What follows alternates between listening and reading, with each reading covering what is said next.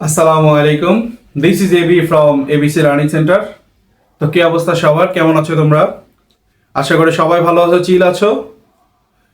আগামী 13 তারিখ তোমাদের হিসাব বিজ্ঞান পরীক্ষা। যেহেতু তোমরা 26 ব্যাচ, সময় বেশি পাওনি, তার উপর আবার সংক্ষিপ্ত প্রশ্ন, নতুন করে একটা তোমাদের জন্য টপিক। এতদিন এই সংক্ষিপ্ত প্রশ্নটা ছিল না, যার কারণে তোমরা একরকম প্রস্তুতি নিয়েছো, বাট এবছর থেকে শুরু হচ্ছে সংক্ষিপ্ত প্রশ্ন। তাই আমি চেষ্টা করব আজকের ক্লাসে তোমাদেরকে সংক্ষিপ্ত প্রশ্ন পড়িয়ে বুঝিয়ে দেওয়ার, এবং সবশেষে আমার মতে কোন প্রশ্নগুলো পরীক্ষার জন্য গুরুত্বপূর্ণ আসতে পারে সেগুলো আমি তোমাদেরকে অবশ্যই মার্ক করে দিব। তো চলো বেশি কথা না বলে আজকের ভিডিওটা শুরু করি। প্রথমেই আমরা সংক্ষিপ্ত প্রশ্ন জিনিসটা কি একটু বোঝার চেষ্টা করি। সংক্ষিপ্ত প্রশ্ন বলতে কিন্তু তোমার 40 লাইন 50 লাইন লেখার দরকার নেই, আবার 1 লাইন বা 2 লাইনও লেখা যাবে না। আমরা খ নাম্বার প্রশ্ন অনুধাবন প্রশ্নগুলো লিখি না। অনুধাবনমূলক কিভাবে লিখি? আমরা 2টা প্যারায় লিখি, অর্থাৎ প্রথমে আমরা 1 লাইন বা 1.5 লাইনে একটা প্যারা দিই, তারপরে 5 থেকে 6 লাইনের একটা প্যারা দিই। ঠিক এই কাজটাই তোমাকে সংক্ষিপ্ততে করতে হবে। এতে কি হবে, 2 মার্কস পাওয়া তোমার জন্য খুবই ইজি হয়ে যাবে। তো দেখো, আমি তোমাদেরকে একদম সহজ করে প্রশ্নগুলো বুঝিয়ে পড়িয়ে দিব ইনশাল্লাহ। আর মনে রাখবে একটা কথা, নাথিং ইজ ইম্পসিবল। কোনো কিছু কি অসম্ভব নয়। তাই আমরা যদি চেষ্টা করি, অবশ্যই আমরা কি সফলতা অর্জন করতে পারবো। তো চলো আমরা শুরু করি। লেনদেন কত প্রকার কি কি? আমার মতে এই প্রশ্নটা পরীক্ষায় আসতে পারে।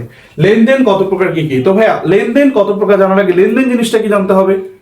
তো মনে রাখতে হবে, অর্থের অঙ্কে পরিমাপযোগ্য এমন কোনো ঘটনা যার ফলে একটা প্রতিষ্ঠানের হয় নগদ টাকা আসবে, নয় নগদ টাকা চলে যাবে। এখন বলতে পারো, ভাইয়া নগদ টাকা আসলো না, বাকিতে আসতে পারে। ভাইয়া বাকিতে আসতে পারে বলতে আমি এখন না পাইলেও পরে তো পাবো। বা বাকিতে যদি আমি কোনো কিছু ক্রয় করি, তাহলে অবশ্যই আমার প্রোডাক্টটা আমি নিয়ে আসবো তার কাছ থেকে, টাকা পরে দিব। বা যদি বিক্রি করি, তাহলে আমার প্রোডাক্টটাকে দিয়ে দিব, টাকা কি পরে পাবো। তার মানে কি অবশ্যই এখানে কি দেওয়া নেওয়া হবে। তাই আমাদেরকে এভাবে বলতে হবে, অর্থের অঙ্কে পরিমাপযোগ্য কোনো ঘটনা যার ফলে একটা প্রতিষ্ঠানের আর্থিক ফলাফল বা আর্থিক অবস্থা প্রভাবিত হবে, তাকে লেনদেন বলে। বুঝতে পেরেছো? আচ্ছা দেখো, লেনদেন কত প্রকার? ভাইয়া লেনদেন 2 প্রকার। লেনদেন 2 প্রকার, একটা হচ্ছে অভ্যন্তরীণ লেনদেন আর একটা হচ্ছে বাহ্যিক লেনদেন। অনেকে বোঝাবে যে দৃশ্যমান অদৃশ্যমান। ভাইয়া দৃশ্যমান অদৃশ্যমান 2 ক্ষেত্রেই হয়, তাই আমরা ওভাবে যাব না। আমরা এভাবে লিখবো, এক হচ্ছে কি অভ্যন্তরীণ লেনদেন, আর 2 বাহ্যিক লেনদেন। তো ভাইয়া এখন এই অভ্যন্তরীণ লেনদেন কি? যেহেতু পড়াচ্ছি অভ্যন্তরীণ লেনদেন, আমাদেরকে একটু জানা দরকার না? মনে রাখবা, যে সমস্ত লেনদেনের ফলে প্রতিষ্ঠানের ভেতরে প্রভাবিত হয়। কি প্রভাবিত হবে? ধরো আমি একটা আসবাবপত্র কিনলাম 40,000 টাকা দিয়ে। এখন এই আসবাবপত্রটা আমি যখন 3 বছর পর বিক্রি করতে যাব, তখন আমার কি একটা অবচয় কাউন্ট করবে না? আমি কি 40,000 বিক্রি করতে পারবো? আমি হয়তো তখন 30,000 বিক্রি করবো। তাহলে ওই যে 10,000 টাকা চলে গেছে, এটাই কি অভ্যন্তরীণ লেনদেন। আর এই লেনদেনটাকে আমরা অদৃশ্যমান লেনদেনও বলতে পারি। তাহলে আমরা একটা এমসিকিউ জানতে পারলাম, অবচয় একটি অদৃশ্যমান লেনদেন। ঠিক আছে ভাইয়া? আচ্ছা, আরেকটা বিষয়, সেটা হচ্ছে বাহ্যিক লেনদেন। বাহ্যিক লেনদেন মানে হচ্ছে প্রতিষ্ঠান থেকে বাহিরে লেনদেন। যেমন পণ্য ক্রয় করি, যদি পণ্য ক্রয় করি, সেক্ষেত্রে কি হবে, আমি পণ্যটা কিনে আনবো, পাশাপাশি কি টাকা দিয়ে দেবো, অর্থাৎ বাহিরের সাথে লেনদেন। এটাকে আমরা কি বলি? বাহ্যিক লেনদেন।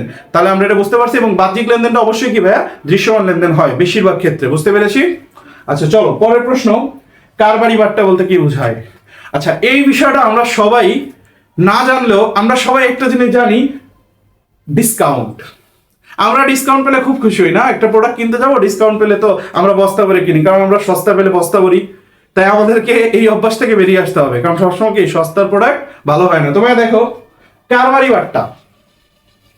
কারবারি বাট্টা আসলে কি? পণ্য বিক্রয়ের সময়, পণ্য বিক্রি বাড়ানোর জন্য যে টাকা ছাড় দেওয়া হয় তাকে কারবারি বাট্টা বলে। অর্থাৎ কি, পণ্য বিক্রয়ের সময় যে টাকা ছাড় দেওয়া হয় তাকে কি বলে? কারবারি বাট্টা। লাইক এক্সাম্পল এভাবে আমরা বলতে পারি যে 10% বাট্টায় আলু বিক্রয়। ধরো আলুর দাম 30,000 টাকা, তাহলে 30,000 10% কত? আমরা একটু কাউন্ট করি। 30,000 টাকা, 30,000 টাকার 10% কাউন্ট করলে হয়, একটা শূন্য বাদ দিয়ে দিবা, 3,000 টাকা। 10% বের করার টেকনিক কি? 10% বের করার টেকনিক হচ্ছে, যত টাকা 10% বলবে, জাস্ট লাস্টের সংখ্যাটা কেটে দিবা, তাহলেই হয়ে যাবে। ঠিক আছে ভাইয়া? তাহলে দেখো 3,000 টাকা, তার মানে কি আলু আমি 30,000 টাকায় বিক্রি করছি, কিন্তু তাকে কি 10% ডিসকাউন্ট দেওয়ার কারণে কয় টাকা হয়ে গেছে, 30,000 থেকে 3,000 বিক্রি করলে কত, 27,000 টাকা। তার মানে কারবারিবারটা কি, পণ্য বিক্রয়ের সময় পণ্যের মূল্য কমিয়ে দেওয়া। সহজ কথা, পণ্য বিক্রয়ের সময় কি পণ্যের মূল্য কমিয়ে দেওয়া। কেন কারবারিবারটা করি আমরা, যেন পণ্যের বিক্রি বৃদ্ধি পায়। তাহলে প্রশ্ন আসতে পারে যে কেন কারবারিবারটা দেওয়া হয়, তার মানে কি পণ্যের বিক্রয় বাড়ানোর জন্য। ঠিক আছে ভাইয়া, আচ্ছা চলো নেক্সট, অভ্যন্তরীণ লেনদেন। একটু আগে বুঝাইছিলাম প্রতিষ্ঠানের ভিতরে যে লেনদেনগুলো হয়, যে অবচয় দিয়ে বুঝাইলাম। আচ্ছা, হিসাব সমীকরণে বর্ধিত রূপ, খুবই গুরুত্বপূর্ণ একটা টপিক। আচ্ছা ভাইয়া, হিসাব সমীকরণ বুঝতে হবে আগে। হিসাব সমীকরণকে আমরা এভাবে লিখি, এ সমান এল প্লাস ওই। তার মানে কি সম্পদ সমান দায় যোগ মালিকানা সত্ত্ব। তো ভাইয়া এই ওই এর আবার 4টা উপাদান আছে, সি প্লাস আর মাইনাস ইএক্স মাইনাস ডি। ঠিক আছে, তো বর্ধিত রূপ এরকম হবে, এ সমান এল প্লাস সি প্লাস আর মাইনাস ইএক্স মাইনাস ডি। ঠিক এইভাবে হয় হিসাব সমীকরণের বর্ধিত রূপ। তাহলে তোমরা কি ইংরেজিতে লিখবা, তোমরা ইংরেজিতে লিখতে পারো, আবার বাংলা এভাবে লিখবা যে হিসাব সমীকরণকে ভাঙলে পাওয়া যায় সম্পদ সমান দায় যোগ মালিকানা সত্ত্ব। আবার মালিকানা সত্ত্বের উপাদান কয়টা, 4টা। সি তে হয় ক্যাপিটাল, ক্যাপিটাল মানে মূলধন, আর রেভিনিউ, রেভিনিউ মানে রাজস্ব বা আয়, এক্সপেন্স ব্যয়, আর ডি তে ড্রয়িং মানে উত্তোলন। তোমরা এভাবে লিখবা। এই হিসাব সমীকরণকে প্রভাবিত করে প্রধানত 3টি উপাদান, সম্পদ, দায় ও মালিকানা সত্ত্ব।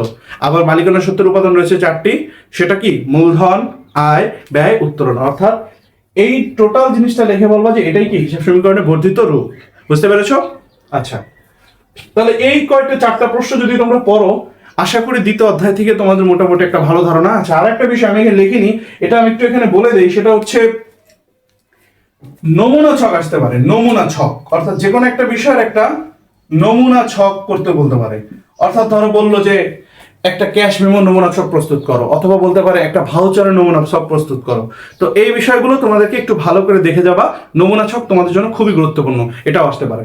আচ্ছা, এবারে আমরা অধ্যায় 3-এ যাবো, দ্বৈত সত্তা। দ্বৈত সত্তা, দ্বৈ শব্দ, দ্বৈত মানে দুই, দ্বৈত মানে কি দুই, দুইটা। আমরা যখন নবম শ্রেণীতে তখনই আমরা বুঝতে পারছি যে দুই মানে ডেবিট আর ক্রেডিট। এটা একটা বাচ্চাও বোঝে, হিসাব বিজ্ঞানে দুইটা ব্যবহার করি কি, ডেবিট আর ক্রেডিট। তো দ্বৈত সত্তা মানে হচ্ছে একটা পক্ষ কি সুবিধা গ্রহণ করবে আর একটা পক্ষ কি সুবিধা প্রদান করবে, এইটাই দ্বৈত সত্তা। দ্যাটস ইট, অর্থাৎ ডেবিট এবং ক্রেডিট। হিসাব চক্র, ধাপগুলো লিখো ভাইয়া। হিসাব চক্র জিনিসটা কি? হিসাব চক্র হচ্ছে হিসাবগুলো চক্রাকারে আবর্তিত হওয়া। অর্থাৎ হিসাবের প্রথম ধাপ থেকে, খুব সহজ ভাষায় বলে দিব, দেখো হিসাবের প্রথম ধাপ থেকে শেষ ধাপ পর্যন্ত চক্রাকারে আবর্তিত হওয়াকে হিসাব চক্র বলে। প্রথম ধাপ কি? প্রথম ধাপ হচ্ছে লেনদেন শনাক্তকরণ। অর্থাৎ আমরা যখন একটা অঙ্ক করি তখন আমরা একটা লেনদেনগুলো আগে বাছাই করি না, এটা হচ্ছে হিসাবের প্রথম ধাপ, লেনদেন শনাক্তকরণ। আর শেষ ধাপগুলো কি ভাইয়া? শেষ ধাপটা হচ্ছে হিসাব পরবর্তী রেওয়ামিল, মানে হিসাব শেষ করে রেওয়ামিলের মাধ্যমে কি আমরা শেষ করতে পারি সবকিছু। আচ্ছা, ধাপগুলো কি? ধাপগুলো সুন্দর করে তোমরা ধাপগুলো দেখে যাবা, কারণ ধাপগুলো ইম্পর্টেন্ট। অনেক সময় এই নামগুলো আসতে পারে যে হিসাবের ধাপগুলো লেখো। তো ভাইয়া পরবর্তী আমাদের, আচ্ছা দেখো, একতরফা দাখিলা পদ্ধতি বলতে কি বোঝায় ভাইয়া? একতরফা মানে খুবই ছোট প্রতিষ্ঠান। মনে রাখবা এটা কোনো বিজ্ঞানসম্মত পদ্ধতি নয়। এটা কিভাবে বলবো, যে যদি কোনো ব্যবসা প্রতিষ্ঠান ধরো একটি পক্ষের হিসাব রাখে, অথবা দুইটি পক্ষের হিসাব রাখে, অথবা কোনো পক্ষের হিসাব রাখে না, সেটা একতরফা। তার মানে কি, যদি তুমি দুইটা পক্ষের হিসাব না রাখো, তোমার কি প্রতিষ্ঠান ঠিকঠাক চলবে? চলবে না। যদি তুমি একটা পক্ষের রাখো আর একটা পক্ষ না রাখো, তাহলে ঝামেলা বাঁধবে না? অথবা যদি নাই রাখো তাহলে একটা ঝামেলা বাঁধবে না? তার মানে কি, এটা ছোটখাটো প্রতিষ্ঠান, চায়ের দোকান, ফুচকা বিক্রি করে ফুচকার দোকান, মানে খুবই ছোটখাটো প্রতিষ্ঠানের ক্ষেত্রে কি করি আমরা? একতরফা পদ্ধতি ব্যবহার করি। এটা কোনো বিজ্ঞানসম্মত পদ্ধতি নয়। দ্যাটস ইট, ওকে। চলো ভাইয়া, আমাদের তৃতীয় অধ্যায় শেষ। এবার আমরা মূলধন ও মুনাফা জাতীয় লেনদেন লিখেছি, কারণ এখানে কনফিউজিং কোয়েশ্চেন আসতে পারে। মূলধন জাতীয় লেনদেন কি, আসতে পারে মুনাফা জাতীয় লেনদেন কি, আসতে পারে মূলধন জাতীয় ব্যয় মুনাফা জাতীয় ব্যয়ের মধ্যে পার্থক্য, আসতে পারে মূলধন জাতীয় প্রাপ্তি মুনাফা জাতীয় প্রাপ্তি।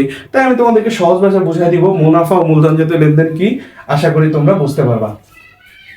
আচ্ছা, এখানে মুনাফা জাতীয় লেনদেন লেখা আছে, মূলধন জাতীয় লেখা আছে, আমি একটু লিখে দিই। মুনাফা জাতীয় লেনদেন, মুনাফা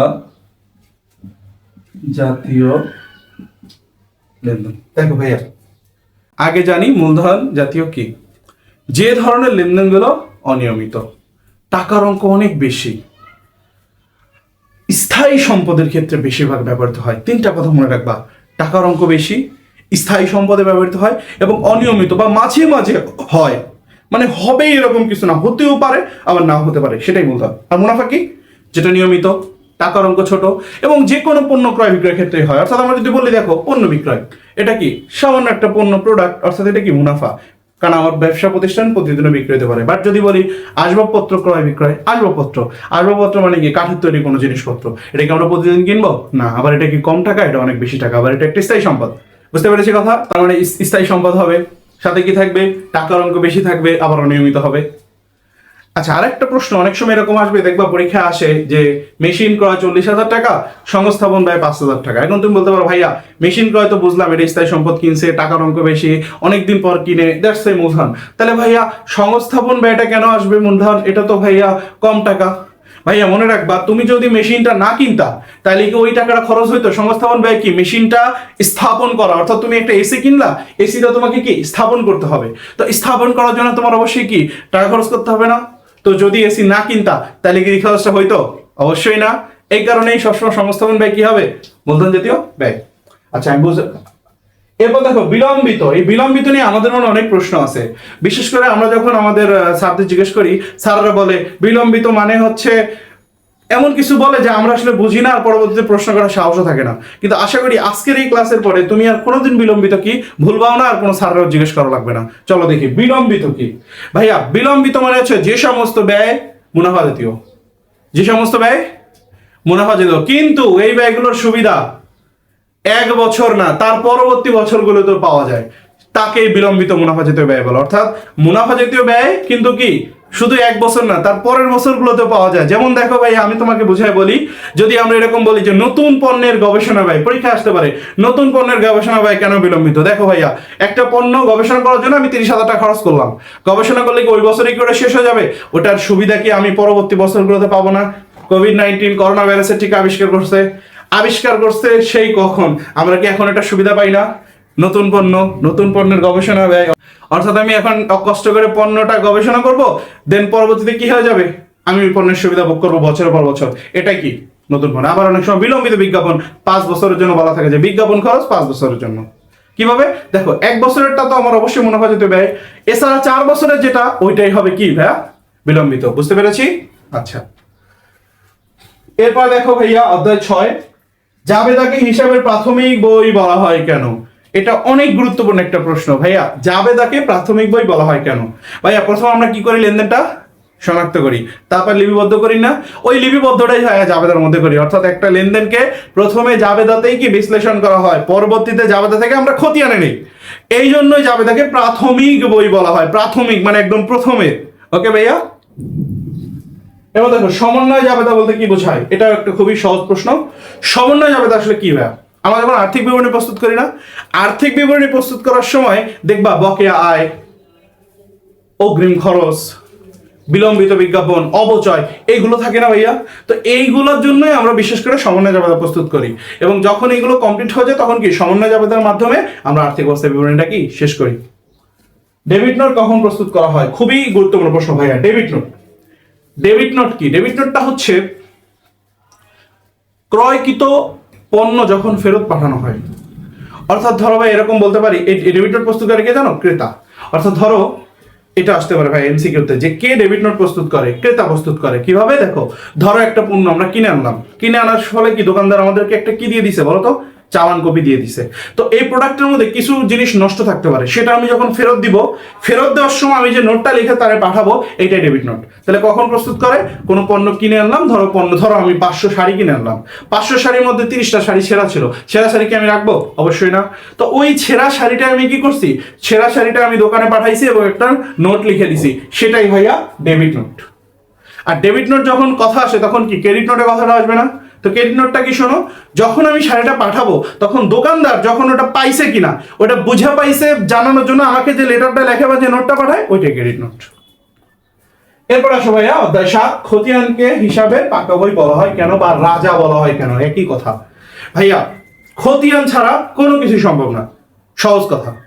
অর্থাৎ আমি যখন জাবেদাটা করলাম, জাবেদা করার পরই আমাকে খতিয়ান করতে হবে, কারণ খতিয়ানের মাধ্যমে প্রতিটা হিসাবের ব্যালেন্স পাওয়া যায়। অর্থাৎ সম্পদ কত টাকা, দায় কত টাকা, মালিকানা সত্ত্ব কত টাকা, এরপর আমরা যখন অঙ্ক করি নগদান হিসাব বের করি, পাওনাদার বের করি, তাই না, বেতন বের করি, তো খতিয়ানের মাধ্যমে আমি প্রতিটা হিসাবের সঠিক টাকার অঙ্কটা জানতে পারবো।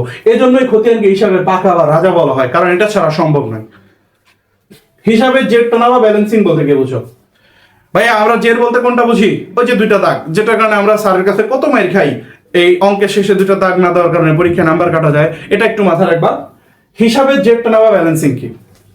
হিসাবের জেড টানা হচ্ছে ডেবিট ও ক্রেডিট পাশের যে পার্থক্যটা না ভাইয়া, ওইটা বোঝানোর জন্য জেড টানা হয়। আমরা যখন টিসক করি, দেখো টিসকে আমরা ব্যালেন্স বিডিসিডি লিখি না, তো কি ডেবিট আর ক্রেডিট সাইড কি সমান থাকে? টিসকে থাকে না, এক সাইড বড় এক সাইড ছোট। তখন আমরা কি করি, ওটা সমান করার জন্যই যে জেড টানি, সেটাই কি জেড টানা বা ব্যালেন্সিং। বিশেষ জাবেদাকে কখন খতিয়ানে পোস্টিং দেওয়া হয়? ভাইয়া এটা শুনতে কঠিন লাগলো, এটা সবচেয়ে সহজ প্রশ্ন। ভাইয়া বিশেষ জাবেদাকে প্রতিদিন খতিয়ানে পোস্টিং দেওয়া হয়, প্রতিদিন, একদমই দিনা। এর দেখো প্রতিদিন কিভাবে। তো ভাইয়া বিশেষ জাবেদা কোনগুলা? আচ্ছা, বিশেষ জাবেদা 6 প্রকার: ক্রয় জাবেদা, বিক্রয় জাবেদা, ক্রয় ফেরত জাবেদা, বিক্রয় ফেরত জাবেদা, নগদ প্রাপ্তি জাবেদা, নগদ প্রদান জাবেদা। এই 6টা কি? এটাও আসতে পারে ভাইয়া, এটাও তোমরা লিখে নাও যে ক্রয় জাবেদা, বিক্রয় জাবেদা, ক্রয় ফেরত, বিক্রয় ফেরত, নগদ প্রাপ্তি, নগদ প্রদান। তো ভাইয়া এই যে এগুলো থেকে আমরা যখন খতিয়ানটা প্রস্তুত করি না, তো খতিয়ান করার সময় যখন আমরা সহকারী খতিয়ান প্রস্তুত করব, এই সহকারী খতিয়ানের যে ব্যালেন্সগুলো আছে ওগুলো প্রতিদিন পোস্টিং দেওয়া যায়। কিন্তু যদি ভাই সাধারণ হয়, সেক্ষেত্রে হয় সপ্তাহের শেষে নয় মাসের শেষে। কি বললাম? বিশেষ জাবেদাকে কখন খতিয়ানে পোস্টিং দেওয়া হয়? প্রতিদিন পোস্টিং দেওয়া যায়। তবে সেটা যদি সহকারী খতিয়ানের ক্ষেত্রে হয় সেক্ষেত্রে প্রতিদিন, আর যদি সাধারণ খতিয়ানের ক্ষেত্রে হয় সেক্ষেত্রে কি হবে? কি বলো? সপ্তাহ শেষে বা মাসের শেষে। আচ্ছা ঠিক আছে। এবার দেখো 9ম অধ্যায়, রেওমিল কেন প্রস্তুত করা হয়? ভাইয়া একটা প্রতিষ্ঠানের আর্থিক অবস্থা বোঝার জন্য রেওমিল প্রস্তুত করা হয়। সহজ কথা। কিভাবে? আমরা যখন খতিয়ান থেকে ব্যালেন্স গুলো নেই রেওমিল প্রস্তুতের সময় আমরা কি করি? প্রথমে আমরা নগদ গুলো লিখি, মূলধন লিখি, উত্তোলন লিখি, আয় ব্যয় গুলো লিখি, সবই তো লিখি, সম্পদ লিখি। তো এইগুলো লেখার পরে যখন আমরা দুই সাইড সমান হয়, তার মানে কি আমরা ভাবি না যে সঠিকভাবে মিলে গেছে, তার মানে প্রতিষ্ঠানের আর্থিক অবস্থা কি সঠিক আছে, ভালো আছে। এজন্য রেওমিল প্রস্তুত করা হয়। রেওমিল কিভাবে হিসাবের গাণিতিক শুদ্ধতা যাচাই করে? একটা প্রতিষ্ঠান সারা বছর চলে, সারা বছর চলার পর বছর শেষে রেওমিলটা প্রস্তুত হয়। তো যখন খতিয়ানে আমরা রাখি, খতিয়ানে যে ব্যালেন্স গুলো বের হয় ওগুলো থেকে রেওমিল প্রস্তুত করি না? তো রেওমিলের যখন দুই সাইড মিলে যায়, তার মানে কি সম্পূর্ণ বছর হিসাবটা সঠিক আছে। আর যদি না মিলে তখন আমরা ভাবি রেওমিলটি ভুল গেল না ভাইয়া, তখন আমরা সব কিছু ক্যালকুলেশন করব। ক্যালকুলেশন করার পর কি দেখবো? যে অনিশ্চিত হিসাব আসবে। অনিশ্চিত হিসাব আসলে তখন সাময়িকভাবে অনিশ্চিত হিসাব দিয়ে কাজ করব, বাট পরবর্তীতে যখন হিসাব আর্থিক অবস্থা বিবরণী প্রস্তুত করব তখন কিন্তু অনিশ্চিত হিসাবটা থাকে না। তখন আমরা কি করি? যখন ওটা সঠিক পাই তখন ওটা কি সমন্বয়ের মাধ্যমে সমন্বয় জাবেদা দিয়ে কি করি? অনিশ্চিত হিসাব শেষ করি। আচ্ছা দেখো, এবার দেখো সমাপনী মজুত পণ্য রেওমিল অন্তর্ভুক্ত হয় কেন? খুবই গুরুত্বপূর্ণ একটা প্রশ্ন। সমাপনী মজুত পণ্য অন্তর্ভুক্ত হয় না কেন? ভাইয়া রেওমিল প্রস্তুতের সময় আমরা ক্রয় লিখি, প্রারম্ভিক মজুত পণ্য লিখি। তো ক্রয় এবং প্রারম্ভিক মজুত পণ্যের যে অংশটুকু অবশিষ্ট থাকে ওইটাই সমাপনী মজুত পণ্য। এজন্য সমাপনী মজুত পণ্য অন্তর্ভুক্ত হয় না, কারণ যেহেতু ক্রয় লিখছি আবার প্রারম্ভিক মজুত লিখছি। ক্রয় কি করি আমরা? পণ্য ক্রয় করি না? তো পণ্য ক্রয় করছি আর আমার কাছে কিছু মজুত পণ্য আছে, যার কারণে কি প্রারম্ভিক মজুদও আছে আবার ক্রয়কৃত পণ্য আছে। এই সব কিছু থেকে যে অংশটা বেঁচে যায় ওটাই তো সমাপনী মজুদ। তো সমাপনী মজুদ এই জন্যই লিখি না। আর সমাপনী মজুদ মনে রাখবা, সমাপনী মজুদ কোনো খতিয়ানের অংশ নয়, এজন্যই কি সমাপনী মজুদ পণ্য অন্তর্ভুক্ত করি না। এরপর দেখো মজুদ পণ্য লিপিবদ্ধকরণে সতর্কতা অবলম্বন করতে হয় কেন? খুব গুরুত্বপূর্ণ প্রশ্ন ভাইয়া। সব সময় কিন্তু সমাপনী মজুত পণ্য যাবে না এমন নয়, মাঝে মাঝে যায়। কখন যায় মনে রাখবা, যদি প্রশ্নে বিক্রিত পণ্যের ব্যয় অথবা সমন্বিত ক্রয় থাকে তখন সমাপনী মজুত পণ্যের রেওমিলে বসে, প্রারম্ভিক মজুত পণ্য বসে না। বুঝতে পেরেছো? এর কারণটা কি? এর কারণ হচ্ছে সমন্বিত ক্রয় বা বিক্রিত পণ্যের ব্যয়ের মধ্যে এই প্রারম্ভিক মজুত পণ্য ইতোমধ্যে কি অন্তর্ভুক্ত থাকে, যার কারণে কি পরবর্তীতে বসাই না। আর যেহেতু বিক্রিত পণ্যের ব্যয় বা সমন্বিত ক্রয় থেকে সমাপনী মজুত পণ্য মাইনাস করি, তাই এখানে আমরা কি সমাপনী মজুত পণ্যটাকে তখন দিয়ে দেই। আবার অন্য ক্ষেত্রে কি যদি এগুলো না থাকে সেক্ষেত্রে কি সমাপনী মজুত পণ্যের রেওমিলে যায় না। তার কারণে আমাদেরকে অবশ্যই এই মজুত পণ্য লিপিবদ্ধকরণে সতর্ক থাকতে হবে এবং রেওমিল করার সময় অবশ্যই রেওমিলটা ভালোভাবে দেখবা যে সমন্বিত ক্রয় বা বিক্রিত পণ্যের ব্যয় আছে কি না। যদি সমন্বিত ক্রয় বা বিক্রিত পণ্যের ব্যয় থাকে তাহলে সমাপনী মজুত পণ্য ডেবিট দিকে বসাবা, প্রারম্ভিক মজুত পণ্য বসাবা না। আর যদি সমন্বিত ক্রয় বা বিক্রিত পণ্য ব্যয় না থাকে তাহলে কি করবা, প্রারম্ভিক মজুত পণ্য খরচ বা ব্যয় হিসাবে রেওয়া মিলের ডেবিট পাশে বসাবা, সমপরিমাণ মজুত পণ্য বসাবা না। বুঝতে পেরেছো? এরপর দেখো নীতিগত ভুল কি ভাইয়া, এইখানে যতগুলো প্রশ্ন আছে তার মধ্যে যদি আমি 5টা প্রশ্ন দেখাই দিই তার মধ্যে এটা একটা নীতিগত ভুল। ভালো করে বুঝবা, যদি কোনো প্রতিষ্ঠানের হিসাব রক্ষকের বা হিসাব কর্মকর্তার হিসাব বিজ্ঞান বিষয়ে ধারণা কম থাকে বা হিসাব বিজ্ঞানের যে রীতিনীতিগুলো আছে এ সম্পর্কে স্পষ্ট কি ধারণা না থাকে, তাহলে নীতিগত ভুল হয়। অর্থাৎ সেই কারণে যে ভুলটা সৃষ্টি হয় সেটা নীতিগত ভুল। কিভাবে বুঝবো? মনে রাখবা, মূলধন জাতীয় ব্যয়কে আমরা অবশ্যই মূলধন লিখবো, আর মুনাফা জাতীয় ব্যয়কে কি লিখবো? মুনাফা। বাট যদি কারো ধারণা কম থাকে সে এটা বুঝতে পারবে না, সে কি করবে? মূলধন জাতীয় ব্যয়কে মুনাফা লিখে ফেললো, আবার মুনাফা জাতীয় ব্যয়কে মূলধন লিখে ফেললো, এটাই নীতিগত ভুল। তাহলে আমরা কিভাবে বলবো? যদি মূলধন জাতীয় ব্যয়কে মুনাফা জাতীয় ব্যয় এবং মুনাফা জাতীয় ব্যয়কে মূলধন জাতীয় ব্যয় হিসেবে অন্তর্ভুক্ত করা হয় এবং এর ফলে যে ভুলের সৃষ্টি হবে এটা কি হবে? নীতিগত ভুল। যদি আমরা এক্সাম্পল করে যদি একটু বোঝার চেষ্টা করি, ধরো পরীক্ষায় আসলো আসবাবপত্র আসবাবপত্র বিক্রয়, তাহলে আমাদের জাবেদা কি হবে? জাবেদা হবে কি? নগদান ডেবিট আসবাবপত্র ক্রেডিট, এটাই তো হওয়া উচিত, তাই না? কিন্তু ধরো ভুলবশত আসবাবপত্র ক্রেডিট না করে আমি বিক্রয় হিসাব ক্রেডিট করে ফেললাম। মানে কি? আমি সম্পদ বিক্রি করে সম্পদের নাম লিখি নাই, মানে মূলধন জাতীয় কাজ করছি কিন্তু মূলধন না লিখে আমি বিক্রয় মুনাফা জাতীয় লিখে ফেলছি, এটাই কি হবে? নীতিগত ভুল। এরপরে দেখো, অনিশ্চিত হিসাব কি, কেন প্রয়োজন, বন্ধ করার উপায়। 3টা প্রশ্ন একসাথে লিখে দিছি, আসতে পারে। অনিশ্চিত হিসাব কি? ওই যে রেওয়া মিল প্রস্তুতের সময় ডেবিট ক্রেডিট কলামের যোগফল যদি সমান না হয় তাহলে সাময়িকভাবে দুই পাশের যোগফল সমান করার জন্য যে হিসাব প্রস্তুত করা হয় তাকে অনিশ্চিত হিসাব বলে। বুঝতে পেরেছো? অর্থাৎ দুই পাশ মিলানোর জন্য আমরা যে তাৎক্ষণিক যে অস্থায়ী হিসাবটা প্রস্তুত করি সেটা কি? অনিশ্চিত হিসাব। কেন প্রয়োজন? কারণ অবশ্যই ওই যে একটা প্রতিষ্ঠান আর্থিক অবস্থায় বিবরণী প্রস্তুত করার জন্য অবশ্যই রেওয়া মিল আমাকে মিলাইতে হবে, আর রেওয়া মিল মিলানোর জন্যই যে সাময়িক প্রস্তুত করি সেটাই কি? অনিশ্চিত হিসাব। তাই আর্থিক অবস্থায় বিবরণী প্রস্তুতের জন্য সাময়িকভাবে প্রস্তুতের জন্য যে হিসাব করা হয় সেটাই কি? অনিশ্চিত হিসাব। আর বন্ধ করার উপায় কি ভাইয়া? এটা বন্ধ করার উপায় খুব সহজ। যখন তুমি এই সমস্যাটার সমাধান পাবা, খুঁজে পাবা যে কোথায় কোনটা বাদ পড়ছে, ওটা পাওয়ার পরে তুমি কি করবা? ওটা পারবো তুমি বন্ধ করে দিবা। That's it. বুঝতে পারছো? পুষ্কর। আচ্ছা, এবার হচ্ছে অধ্যায় 10। এখানে আমি দিয়েছি 7টা প্রশ্ন, আর একটা প্রশ্ন আসলে রেওয়া মিল অধ্যায় ছিল, আমি তখন আসলে পড়ানো হয় নাই। এটা একটু ইম্পর্টেন্ট, এটা আমরা একটু পড়বো একটু পরে। তো দেখো, ব্যবসার আর্থিক ফলাফল জানা যায় কিভাবে? এটা সবচেয়ে সহজ প্রশ্ন। আর একটি, ব্যবসার আর্থিক ফলাফল জানা যায় বিশদায় বিবরণী প্রস্তুতের মাধ্যমে। কি প্রস্তুতের মাধ্যমে?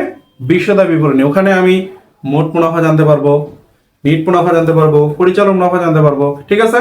অর্থাৎ সহজ কথা, ব্যবসায়ের আর্থিক ফলাফল জানা যায় বিশদায় বিবরণী প্রস্তুতের মাধ্যমে। পরবর্তী প্রশ্ন, বিক্রিত পণ্য ব্যয় নির্ণয়ের পদ্ধতি। খুব সহজ। বিক্রিত পণ্যের ব্যয় নির্ণয়ের পদ্ধতি অর্থাৎ বিক্রিত পণ্যের ব্যয় হচ্ছে বিক্রিত পণ্যের সঙ্গে যে সকল প্রত্যক্ষ খরচগুলো সরাসরি জড়িত থাকে। প্রত্যক্ষ সরাসরি একই, সো যে সকল খরচগুলো কি সরাসরি বা প্রত্যক্ষভাবে জড়িত থাকে সেগুলোকে মাইনাস করলেই কি হয়ে যায়? বিক্রিত পণ্যের ব্যয় হয়ে যায়। বুঝতে পেরেছো? আমরা এটা এইভাবে বলবো, প্রারম্ভিক মজুত পণ্য এর সঙ্গে আমরা নিট ক্রয় যোগ করব, তার সাথে কি কি প্রত্যক্ষ খরচ থাকতে পারে? থাকতে পারে জাহাজ ভাড়া, ডক চার্জ, আমদানি শুল্ক, ঠিক আছে, মজুরি, এগুলো সব করার পরে কি করব? সমপরিমাণ মজুত পণ্য মাইনাস করে দিব।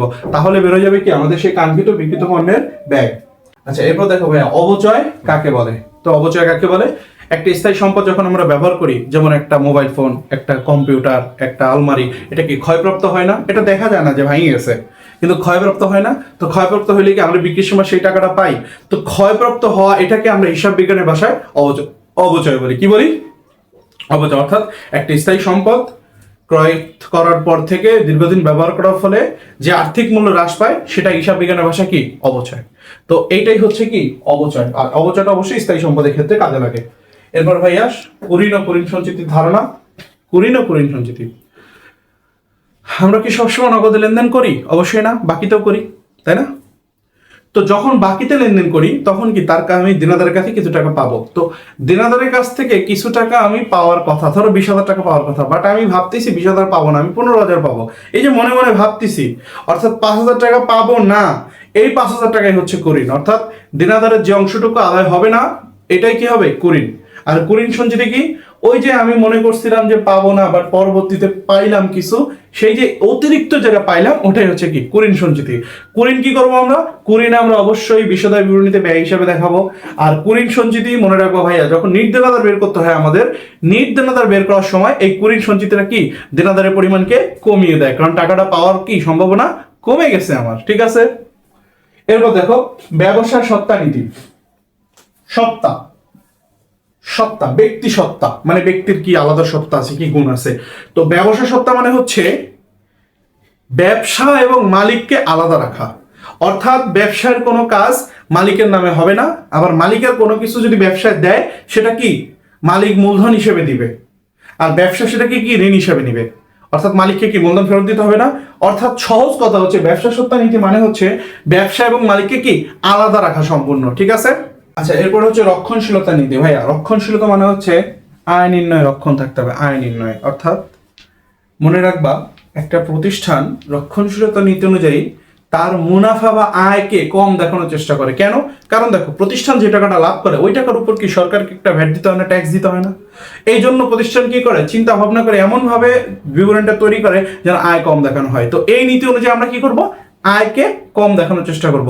তো এই বিবরণী প্রস্তুতটা এভাবে করে সম্ভাব্য সকল ব্যয়কে মাইনাস করে, কিন্তু নিশ্চিত অর্থাৎ যেটা হবেই হবে নিশ্চিত আয়গুলোকে যোগ করে, আর সম্ভাব্য ব্যয় হতেও পারে নাও পারে এটাকে মাইনাস করে।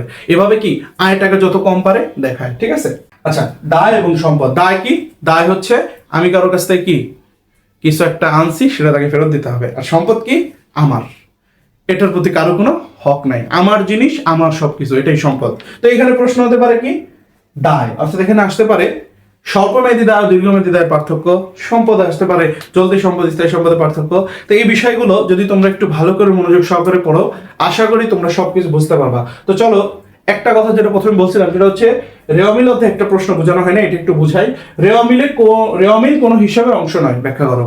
ভাইয়া রেওয়ামিল কোনো হিসাবের অংশ নয়, তার কারণ হচ্ছে আমরা যেটাকে মনে করি আইএএসসি, international accounting standard committee, international accounting standard committee, এই আইএএসসি অনুযায়ী রেওয়ামিলের কোনো স্বীকৃত ছক নেই, কোনো স্বীকৃত কি নেই, ছক নেই। তাহলে রেওয়ামিল কেন প্রস্তুত করি, রেওয়ামিল প্রস্তুত করি হচ্ছে আর্থিক অবস্থার বিবরণীটা যেন কোনো ভুল ত্রুটি ছাড়া শুদ্ধভাবে প্রস্তুত করা যায়, এই জন্য রেওয়ামিল প্রস্তুত করি। এই জন্য আমরা কি বলবো যে রেওয়ামিলের কোনো হিসাবের অংশ নয়, শুধু আর্থিক অবস্থা বিবরণীকে সঠিকভাবে করার জন্য কি আমরা রেওয়ামিল প্রস্তুত করি। তো এই ছিল আমাদের সংক্ষিপ্ত প্রশ্ন। আমি চেষ্টা করলাম তোমাদেরকে সবগুলো প্রশ্ন ভালো করে বুঝিয়ে দেওয়ার। এছাড়া তোমরা ভালো করে বইটা রিডিং করবা, তাহলে তোমাদের এমসিকিউ সলভ হয়ে যাবে। এছাড়া আমি চেষ্টা করবো এমসিকিউর ক্লাস নেওয়ার, বিভিন্ন বিষয়ের উপর আরো ক্লাস আসবে। আশা করি পরীক্ষার আগে আমরা আরো 4-5টা ক্লাস পাবো, ইনশাল্লাহ তোমাদের পরীক্ষা সবাই ভালো হবে। তো আমি আশা করবো আজকের ক্লাসটা তোমরা বুঝতে পেরেছো। যদি এই কোনো বিষয়ে কোনো প্রশ্ন থাকে অবশ্যই তোমরা কমেন্টসে জানাবা, আমি চেষ্টা করবো তোমাদেরকে সেই প্রশ্নের সমাধান করে দেওয়ার। আর যদি সে অনুযায়ী কোনো ডেডিকেটেড ভিডিও দরকার হয় আমি সেটাও চেষ্টা করব। আর আজকের ক্লাসটা থেকে যদি তোমার বিন্দুমাত্র উপকার হয় অবশ্যই এই ভিডিওটাকে একটা লাইক দিবা, একটা কমেন্টস করবা এবং তোমার বন্ধুদের সঙ্গে শেয়ার করবা। ততক্ষণ সুস্থ থাকো, সুন্দর থাকো, এএলসির সাথে থাকো। তোমাদের সকলকে অসংখ্য ধন্যবাদ। আল্লাহ হাফেজ।